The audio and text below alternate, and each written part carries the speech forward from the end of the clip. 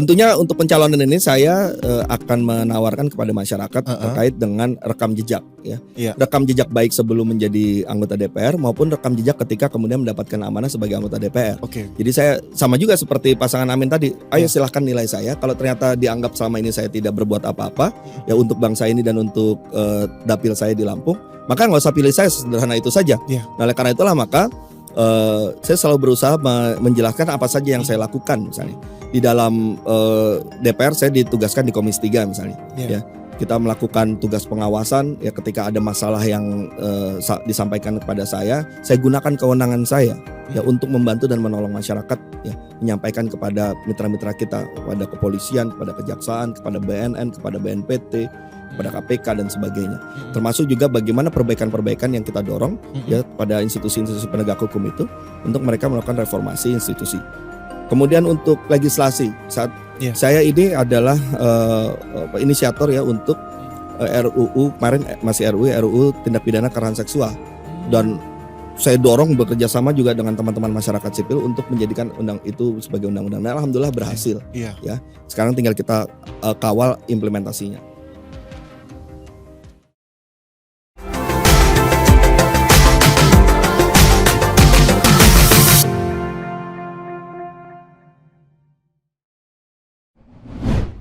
Selamat datang di podcast Lampung Memilih. Halo pemirsa dimanapun kalian berada, kembali bersama Aji. Kali ini kita tetap akan bahas terkait dengan informasi seputar pencalekan dan pilpres. Nah langsung aja nih ya, kali ini gue udah kedatangan tamu spesial di mana dari gerbong 01 ini ya.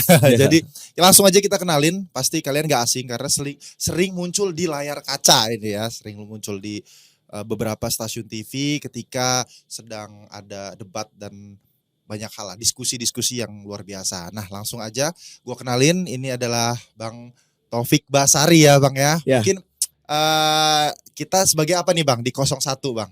Kalau di 01 gue itu ditugaskan sebagai wakil deputi bidang kampanye kreatif dan juga penasehat tim hukum nasional untuk Timnas Amin. Iya, Timnas dan Bang Taufik Basari ini kakak lah ya kalau di Nasdem ya, kakak Tobas nih ya. Ini gua ralat dia panggilan. Jadi kakak Tobas ini juga salah satu dari petinggi di Nasdem ini sebagai apa? Sebagai ketua DPP bidang hukum dan HAM. Kemudian di DPR selain di Komisi 3 juga sebagai ketua fraksi Nasdem untuk MPR RI. Dan sekarang akan mencalonkan diri lagi ya kakak Tobas ya. Insyaallah. Petahana ya, incumbent ya. Semoga bisa kembali lagi duduk di kursi DPR RI. Amin, kalau dipercaya oleh masyarakat. Amin. Amin kita ya, gak kobul. Ya, Kak Tobas, kita mungkin memulai pembicaraan kita ini di pencapresan ya, Kak Tobas ya. Jadi sekarang kan udah masuk ke tahap mendekati pencoblosan nih, 14 Februari ya Kak Tobas ya. Ini Kamis 25 Januari 2024, kita tapping hari ini. Dan apa saja yang sudah dilakukan dan mungkin akan dilakukan? Ini kan Amin sudah datang sini ya, Pak Anies Baswedan sudah datang ke Lampung, kemudian Pak Muhaimin juga sudah ke sini, sudah ternyata gelombang masyarakat juga cukup antusias ya menyambut mereka. Dan apalagi gebrakan atau kejutan-kejutan yang akan dihadirkan oleh Amin nih melalui Nasdem dan partai-partai pengusung lainnya. Jadi memang di masa kampanye ini pasangan Amin memanfaatkan untuk yang pertama adalah menyapa masyarakat ya. Kemudian yang kedua belanja masalah. Belanja masalah ini artinya mendengarkan apa yang menjadi permasalahan di masyarakat dan kemudian kita membahasnya terkait dengan apa yang bisa kita lakukan ketika pasangan Amin ini diberikan kepercayaan untuk memimpin bangsa ini. Dan yang ketiga, ini yang sangat unik dan kita lah yang menjadi pelopornya, yaitu baik itu Mas Anies Baswedan maupun Gus Muhaimin menyediakan dirinya untuk diuji oleh masyarakat ya. Kalau Mas Anies itu kita punya program khusus namanya Desak Anies. Ya, Desak Anies. Keren banget itu. Nah, kemudian kalau Gus Imin itu punya acara namanya Selepet Imin. Yang dua-duanya itu adalah kesempatan bagi siapapun, tidak hanya para pendukung ya, tapi mau dia punya pilihan yang lain atau dia belum boleh punya nyelepet juga, boleh tanya apapun, boleh diuji apakah memang baik itu Mas Anies Baswedan maupun Gus Muhaimin ini memang adalah orang yang punya kemampuan ya untuk bisa memimpin dan membawa bangsa ini menuju perubahan yang lebih baik. Kenapa? Karena kan kita sedang memilih presiden dan calon wakil presiden, betul, ya, bukan betul. memilih misalnya, bukan memilih aktor drama yang suka berperan dengan gimmick-gimmick dengan bukan, kita bukan butuh itu, tapi sedang memilih presiden dan calon wakil presiden ya yang akan menghadapi masalah kompleks bangsa ini. Betul banget. Nah, itulah karena itu ya masyarakat harus tahu dong ya pilihannya ini teruji atau tidak, maka dari itulah maka dibuka kesempatan solas-solasnya ketika berkeliling kemana-mana untuk silahkan menguji kami dalam program debat Desak Anies dan Selpet Imin ini. Iya, dan itu terbuka tadi ya, Kakak Tobas sebutkan bahwa semua elemen masyarakat baik itu yang mendukung ataupun yang tidak mendukung itu boleh menyuarakan gagasan. Terbukti memang banyak juga sih yang datang ya. Ada beberapa kali acara yang justru pendukung paslon lain datang. Di Lampung pun ada. Ya, waktu kita bikin acara itu Desak Anies waktu itu ya. Dia datang dengan kaos pasangan lain. Iya, pakai kaos pasangan lain dan terbuka silakan diberikan kesempatan untuk bertanya. Nah, jadi ya itulah karena memang presiden dan wakil presiden ini kan milik semua masyarakat ya. Tentu yang ingin tahu bukan sekedar orang yang memang sudah ingin memilih, tapi justru orang-orang lain pun juga diharapkan juga bisa tahu dan kemudian bisa membandingkan antara satu paslon dengan paslon lainnya. Melalui gagasan yang sudah dikeluarkan ya dan diadu, bahkan berani diadu masyarakat. Nah, ini tadi Pak Anies dan Gus Muhaimin sudah melakukan safari politik lah ya Bang. Semacam berkeliling terus kemudian menampilkan performa terbaik juga, anak muda juga muncul. Nah, ini sekarang untuk partainya nih Bang ya. Nah, partainya gimana nih cara untuk membooster juga, membantu supaya lebih meyakinkan lagi masyarakat terutama di daerah-daerah yang mungkin belum terjangkau oleh Amin. Ya, Partai Nasdem kan adalah partai yang menjadi pelopor sebenarnya untuk mendorong pasangan Amin ini. Ya, sejak awal kita memberikan dukungan dan bahkan kita pasang badan dengan segala resiko, dengan segala apapun yang harus dihadapi oleh Partai Nasdem. Ya, kita juga sangat mengapresiasi Ketua Umum Partai Nasdem itu Pak Surya Paloh ya dengan keberaniannya dengan konsekuensi dihadapi juga ya luar biasa itu ya demi bangsa ini gitu. Nah, oleh karena itulah maka kita selama ini terus mendukung pasangan ini dengan segala kemampuan yang kita miliki. Ya, kita kan punya jaringan struktur sampai ke desa-desa, kelurahan-kelurahan sampai yang tingkat paling bawah. Nah, itu kita gerakkan semua. Dan yang kedua, tentu kita juga membantu mensosialisasikan ide dan gagasan tentang perubahan ini. Apalagi ya pasangan Amin ini kan mendorong ide gagasan perubahan. Nah, sementara sejak berdirinya Partai Nasdem kita memang tagline-nya adalah gerakan perubahan ya, gerakan perubahan restorasi Indonesia. Nah, sehingga sangat cocok, selaras sekali ya. Oleh karena itulah maka kita selalu menyampaikan semangat bahwa kita ingin melakukan perubahan untuk Indonesia yang lebih baik ke depannya, dan itu kita lakukan seluruh komponen struktur kita, seluruh caleg-caleg ya kita instruksikan untuk bergerak memenangkan pasangan Amin ini. Di 15 kabupaten kota di Provinsi Lampung ya. Di 15 kabupaten kota Provinsi Lampung ini. Agenda terdekat ini Kak Tobas. Infonya ini akan ada agenda yang cukup akbar juga ini di Provinsi Lampung. Ini apa nih yang akan dilakukan oleh Nasdem dan tim? Nah, jadi pada tanggal 29 Januari nanti ya rencananya Ketua Umum Partai Nasdem akan datang ke Lampung ini untuk melakukan kampanye akbar ya. Nanti kegiatannya akan diselenggarakan di lapangan Baruna ya Panjang Bandar Lampung ya. Dan kita mengharapkan juga kehadiran dari berbagai kalangan masyarakat ya. Baik itu caleg-caleg, struktur partai dari 15 kabupaten kota, juga kalangan masyarakat lainnya ya untuk mendengarkan apa yang kemudian disampaikan oleh Pak Surya Paloh ya terkait dengan apa yang sedang diperjuangkan oleh Partai Nasdem untuk kedepannya. Ya, mudah-mudahan ini juga bisa bergaung juga di Lampung ya. Karena memang Pak Surya Paloh ini adalah seseorang yang memiliki visi jauh ke depan ya. Kita juga berharap apa yang bisa disampaikan oleh Pak Surya Paloh nanti di depan masyarakat.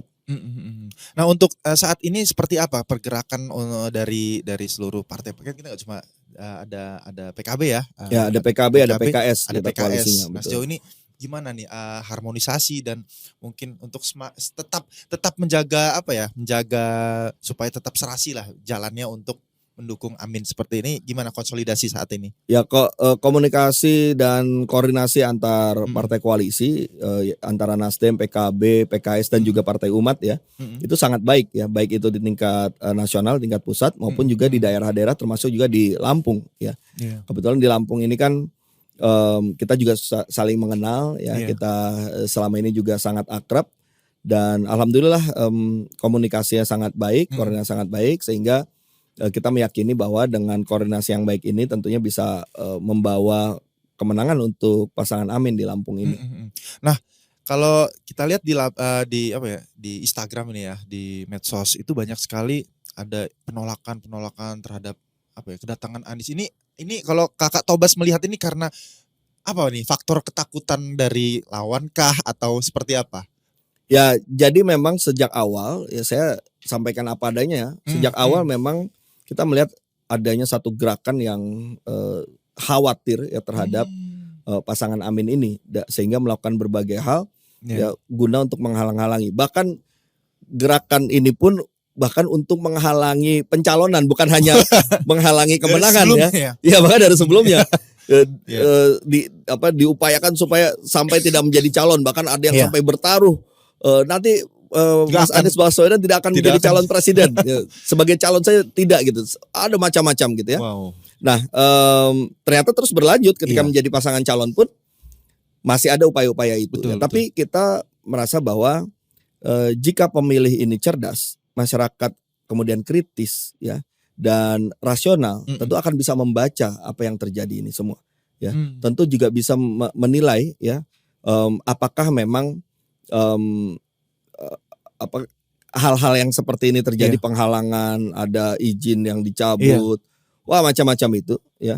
Itu adalah gerakan natural atau sebuah operasi sistemik ya. Itu yang pertama. Yang kedua, kita memang dalam melakukan kampanye ini, baik itu Nasdem maupun juga pasangan calon, itu kita melihat kampanye juga sebagai bagian dari pendidikan politik. Kenapa? Karena kita meyakini semakin masyarakat ini kritis, semakin masyarakat ini cerdas dalam memilih dan menggunakan rasionalitas bukan emosionalitas di dalam menentukan pilihannya, maka itu akan menguntungkan bagi Nasdem dan menguntungkan juga bagi pasangan Amin.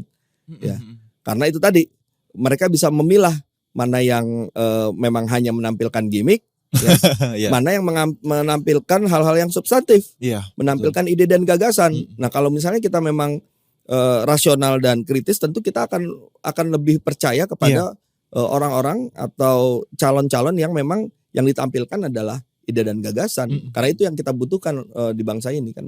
Nah Bang, kadang-kadang masih ada sebagian masyarakat ya. Tadi kalau untuk penolakan itu bukan dari masyarakat, justru tadi ya ada apakah ada gerakan operasi dan sebagainya ya. Masyarakatnya sih justru malah berharap adanya Anies ya. Buktinya banyak sekali momentum-momentum pada saat Amin datang itu rame banget ya. Betul. Kakak Tobas ya. Baik ya, apalagi acara-acara desak Anies. Nah untuk ini Kakak Tobas, kalau misalnya banyak masyarakat yang menganggap itu retorikanya seperti apa nih?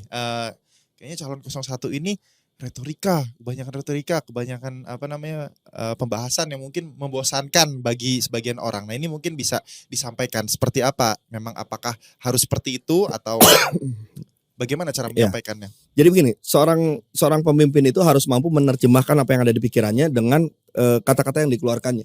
Karena kita tidak akan tahu apa yang ada di pikirannya kalau kemudian tidak berhasil ditransformasikan kepada publik, tidak disampaikan pada publik. Nah, itulah yang memang kita harapkan seorang pemimpin punya kemampuan seperti itu. Jadi bukan soal banyak orang yang bilang katanya, wah Mas Anies Baswedan itu pandai merangkai kata-kata, gitu. Ya hanya omon-omon saja, misalnya gitu kan. Ya, tapi ya memang pemimpin harus seperti itu, ya. Kita nggak akan pernah tahu apa yang ada di kepala kalau tidak keluar, kan begitu. Kita tidak akan bisa mengetahui rencana-rencana ke depan itu seperti apa yang bisa kemudian kita tagih, kita minta pertanggungjawabannya kalau tidak disampaikan dengan baik. Nah inilah yang menurut saya tadi bagian dari pendidikan politik juga ya, masyarakat juga harus sadar ya itulah pemimpin kita. Sekali lagi kita bukan sedang memilih ketua RT, bukan sedang memilih ketua OSIS, bukan memilih jagoan di lapangan gitu, atau tadi yang saya bilang memilih aktor, bukan. Kita memilih presiden itu ya dia punya kompleksitas masalah yang harus diselesaikan. Luar biasa masalahnya. Dan harus mampu kemudian melihat apa yang jadi akar permasalahan. Ya. Kemudian untuk menyelesaikan ini semua, langkah-langkah apa yang dilakukan secara sistematis, ya terstruktur untuk menyelesaikan problem-problem kebangsaan ini tadi. Nah, itulah yang kita harapkan masyarakat baru sadar, oh iya kita memilih presiden kok, bukan memilih hal yang lain. Gitu. Iya. Pada saat di kancah internasional juga kan komunikasi itu yang disampaikan. Betul. Ya ini sedikit cerita ya. Ada yang mengatakan, wah ini tidak cukup kita sampaikan dalam waktu 2 menit misalnya. Jangan salah. Di dalam forum-forum internasional selalu pasti ada limitasi waktu. Maka kemampuan seorang pemimpin yang dia presiden yang dia tampil di forum internasional adalah mampu dengan memanfaatkan sekian waktu ide gagasannya itu keluar semuanya. Nah, itu keahlian tersendiri yang memang salah satu hal yang harus dikuasai oleh seorang presiden ketika dia melakukan diplomasi ya di antara bangsa-bangsa lainnya dalam forum internasional. Nah, jadi gak bisa kita kemudian menghindar, wah saya gak mampu nih menjelaskan hanya 2 menit. Gak bisa, ya itulah yang dibutuhkan. Seseorang yang mampu menjelaskan dalam 2 menit menjadi terang dan jelas semua. Berpikir rigid secara singkat ya. Dengan waktu yang pilihan pendek. Kata, pilihan poin, rangkaiannya sedemikian rupa dalam waktu yang telah disediakan. Nah itulah keahlian yang memang dibutuhkan. Benar, dan itu harus punya pengalaman yang cukup luar biasa ya. Kakak Tobas ya, menarik sekali. Nah Kakak Tobas, aku agak geser sedikit ke pencalonan Kakak Tobas ini. Ya, ini kan petahana ya. Ini pencalonan yang kedua untuk kedua kalinya. Amin. Nah, ini apa yang sudah dilakukan Kakak Tobas nih untuk Lampung selama kemarin periode saat ini ya. Periode di DPR RI? Tentunya untuk pencalonan ini saya akan menawarkan kepada masyarakat terkait dengan rekam jejak ya. Rekam jejak baik sebelum menjadi anggota DPR maupun rekam jejak ketika kemudian mendapatkan amanah sebagai anggota DPR. Jadi saya sama juga seperti pasangan Amin tadi, ayo silahkan nilai saya. Kalau ternyata dianggap selama ini saya tidak berbuat apa-apa ya untuk bangsa ini dan untuk dapil saya di Lampung, maka nggak usah pilih saya, sederhana itu saja. Nah, oleh karena itulah maka saya selalu berusaha menjelaskan apa saja yang saya lakukan misalnya. Di dalam DPR saya ditugaskan di Komisi 3 misalnya. Ya, kita melakukan tugas pengawasan ya ketika ada masalah yang disampaikan kepada saya gunakan kewenangan saya ya untuk membantu dan menolong masyarakat ya, menyampaikan kepada mitra-mitra kita, kepada kepolisian, kepada kejaksaan, kepada BNN, kepada BNPT, pada KPK dan sebagainya. Termasuk juga bagaimana perbaikan-perbaikan yang kita dorong ya kepada institusi-institusi penegak hukum itu untuk mereka melakukan reformasi institusi. Kemudian untuk legislasi, saat saya ini adalah inisiator ya untuk RUU kemarin masih RUU tindak pidana kekerasan seksual. Dan saya dorong bekerja sama juga dengan teman-teman masyarakat sipil untuk menjadikan undang itu sebagai undang-undang. Nah, alhamdulillah berhasil. Ya.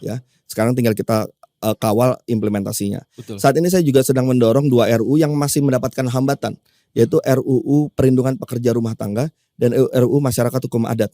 Ya, yang kemarin dalam debat di Cawapres kemarin sempat muncul, saya bersyukur karena tadinya kita sendirian nih Nasdem yang mendorong RUU Masyarakat Hukum Adat untuk terus bisa segera berlanjut. Dengan mencuatnya isu itu kita berharap ya semakin banyak fraksi yang juga bersama-sama mengawal ini, mudah-mudahan bisa jadi. Nah, yang berikutnya adalah tadi RUU Perlindungan Pekerja Rumah Tangga. Bagi banyak pihak mungkin dianggap ini RUU tidak penting, nggak ada impactnya kecil gitu ya. Padahal justru ya kita kan dalam hal menjalankan tugas ini tidak hanya berpikir keuntungan buat kita, manfaat buat kita, tapi juga kita harus melihat apa yang menjadi kebutuhan masyarakat. Saat ini pekerja rumah tangga itu adalah kelompok marginal yang seringkali tidak dilihat. Kenapa? Karena mereka bekerja di balik tembok. Sementara perlindungannya belum ada di sana. Nah, yang lain tidak tertarik. Ya, tapi kita sadar wah ini penting, karena itu kita dorong. Nah, hal itu yang saya lakukan selama ini, termasuk juga saya berkeliling ke berbagai pelosok ya. Sampai ke daerah-daerah yang sulit terjangkau dalam rangka menyerap aspirasi. Ya mumpung saya masih cukup muda gitu ya, masih punya energi, masih bisa saya jatuh bangun untuk ke daerah-daerah pelosok. Nah, itulah yang saya lakukan. Nah, sehingga ya kalau misalnya masyarakat percaya ini adalah ya bagian dari perjuangan yang harus didukung, ya insya Allah saya berharap juga bisa diberikan kepercayaan kepada saya. Tapi kalau ternyata terbukti bahwa saya tidak melakukan itu semua, ya silahkan saya tidak usah pilih gitu ya. Dan ini pun sebenarnya saya lakukan juga sebelum jadi anggota dewan dengan rekam jejak saya dulu, saya kan sebagai dulu sebutan itu pengacara rakyat ya, karena saya mengabdi di LBH ya. Wow. Iya. Terakhir itu sebagai direktur advokasi YLBHI. Iya. Yang memang kalau kita keluar masuk hutan, masuk ke kawasan tempat buruh, kita melakukan advokasi dan sebagainya sudah kita lakukan jauh sebelum menjadi anggota dewan. Sehingga apa yang saya lakukan selama menjadi anggota dewan ini sebenarnya hanya melanjutkan apa yang selama ini saya lakukan. Ya mudah-mudahan saya bisa bermanfaat untuk masyarakat. Iya, dan memberikan dampak yang luas kalau di dewan ya. Betul. Tobas ya. Yang paling penting begini ya. Ya mungkin banyak orang-orang yang ingin jadi anggota dewan gitu ya. Tapi ya mungkin banyak juga yang coba-coba gitu. Saya pengen coba-coba. Yang paling penting adalah ya jangan coba-coba. Kalau memang kita ingin mengabdikan diri sebagai wakil rakyat, maka kita harus memahami apa yang menjadi tugas dari anggota dewan, ya. Kemudian apa yang kita harus lakukan dalam hal memperjuangkan kepentingan masyarakat ini. Nah, jadi bukan hanya karena kebetulan dia punya privilege gitu ya, menjadi bagian tertentu di kelompok tertentu atau dari keluarganya dan sebagainya. Ya, tapi rekam jejaknya itu tidak menunjukkan hal itu, kan kasihan masyarakat yang kemudian memberikan kepercayaan. Oleh karena itu kita mengabdi dulu untuk masyarakat dan kemudian kita pastikan bahwa pengabdian ini ya kita memang persembahkan untuk masyarakat, karena itu kita layak untuk dipercaya untuk menjadi wakil rakyat itu sebenarnya. Lagi tren sih Kakak Tobas, privilege-nya tadi jalur langit. Kalau kata Mas Anies, ordal. Orang dalam. Aduh, iya. Memang benar tuh, harus ada track record yang positif ya. Kakak Tobas dulu juga sebagai aktivis juga ya, sering menyuarakan gagasan-gagasan pada saat jadi mahasiswa. Ya ini keren banget Kakak Tobas. Mungkin kita harusnya bisa lebih panjang lagi ngobrolnya, cuma mungkin ada kegiatan lain lagi ya, ketemu masyarakat lagi. Iya, tadi mumpung masih muda dan energik ya Kakak Tobas ya. Ya, mungkin untuk terakhir closing statementnya untuk masyarakat di Provinsi Lampung, silakan Kakak Tobas. Ya, marilah kita gunakan hak pilih kita secara bertanggung jawab ya, karena pilihan kita ini akan menentukan nasib bangsa kita selama 5 tahun ke depan. 5 menit kita pergunakan untuk memilih, tapi itu akan menentukan 5 tahun ke depannya. Oke, luar biasa. Ya, terima kasih Kakak Tobas sudah hadir di studio podcast Lampung Memilih. Ya, datang lagi nih. Ya. Kita diskusi lagi untuk hal-hal lainnya ya. Baik. Masalah Lampung ini kompleks juga ini Kakak Tobas. Banyak hal yang menjadi PR kita semua. Dan ternyata sudah banyak juga hal yang sudah dilakukan oleh Kakak Tobas tadi, undang-undang banyak banget yang udah digolkan ya Kakak Tobas, tinggal implementasinya ya. Betul. Nah, kita akan kawal sama-sama. Ya, terima kasih Kakak Tobas sekali lagi. Terima kasih sama Ji. Ya, itulah tadi pembahasan kita terkait dengan kehadiran Pak Ketua Umum Nasdem Surya Paloh dan bagaimana strategi dan konsolidasi terhadap partai-partai koalisi di 01.